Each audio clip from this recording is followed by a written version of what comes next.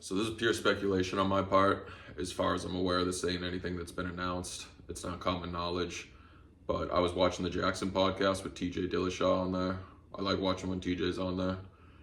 And that guy Bear was alluding to the fact that TJ's going to be coaching someone fairly soon. They were talking about how he'd be a great coach, which is true. But, you know, he said there's no money in it. He doesn't have time for it. But then he's like, there's going to be a special announcement coming up soon where TJ, you know, locally around here is going to be working with a UFC fighter. And then it was maybe 2 minutes later, they were talking about Merab and how TJ just doesn't see anybody in the top 15 beating him. He thinks Merab's going to go on a long run. And Bear was like, give us a name of someone that you think could potentially beat Merab. And he threw out Cody Garbrandt's name.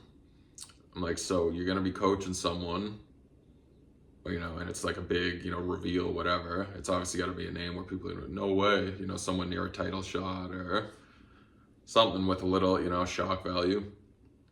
And they recently had like a little reunion on the Jackson podcast, which I didn't catch that one.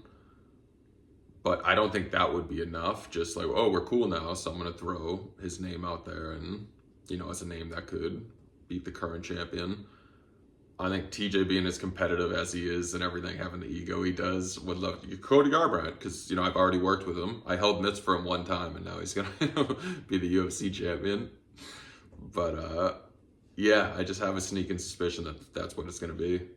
This could have already been announced. I have no idea.